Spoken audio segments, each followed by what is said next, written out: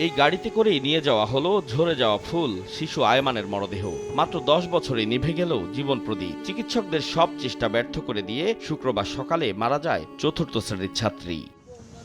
জাতীয় বার্ন ইনস্টিটিউটের পরিচালক জানান, বৃহস্পতিবার রাত থেকেই আয়মানের শারীরিক পরিস্থিতির অবনতি হতে থাকে। তবে স্বজনদের অবুঝ মনের প্রশ্ন, 4 দিন আগেও কথা বলা শিশুটা কিভাবে মারা গেল।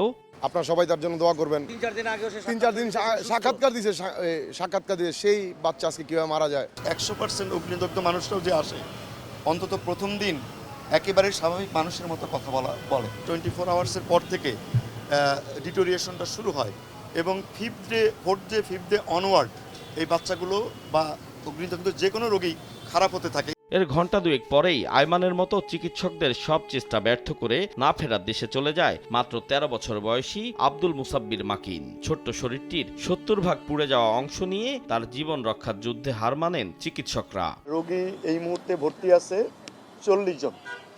এই 40 জনের মধ্যে এই মুহূর্তে আমাদের ক্রিটিক্যাল পেশেন্ট আছে 5 জন, সিভিয়ার পেশেন্ট আছে 10 জন, আর ইন্টারমিডিয়েট গ্রুপে আছে 25 জন। তো এই ইন্টারমিডিয়েট গ্রুপে যে 25 জন আছে তাদের মধ্যে আমরা 10 জনকে পোস্ট অপারেটিভে রেখেছি আর বাকি 15 জনকে আমরা কেবিনে শিফট করেছি।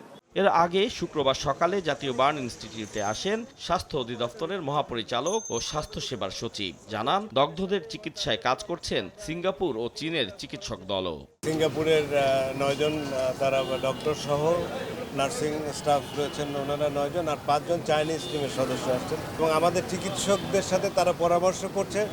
মেইনলি আসলে আমাদের চিকিৎসকরাই লিড করবেন, আমাদের 6 জন ইউনিট চিফ আছেন, তারা বিষয়টা কোঅর্ডিনেট করবেন। চেষ্টা করছি সমন্বয় করে তাদের অ্যাকচুয়ালি পরামর্শ নেওয়া এবং আমাদের ডাক্তারদের মাধ্যমে সেগুলোকে আমাদের রোগীর চিকিৎসার জন্য অ্যাকচুয়ালি আমরা যাতে ইমপ্লিমেন্ট করতে পারি, রোগীর ভালো চিকিৎসার জন্য, উন্নত চিকিৎসার জন্য।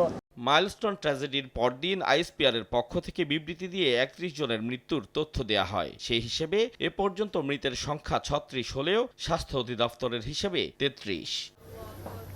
এদিকে দিয়াবাড়িতে মাইলস্টোনের শিক্ষার্থী উমায়ের নূর আশফিক, বোরহান উদ্দিন বাপ্পি ও মাহিদ হাসান আরিয়ানের কবরে সস্ত্রীক শ্রদ্ধা নিবেদন করেছেন বিমান বাহিনী প্রধান air chief marshal Hasan Mahmud Khan. Ataur Kawsar, Somoy Sangbad, Dhaka.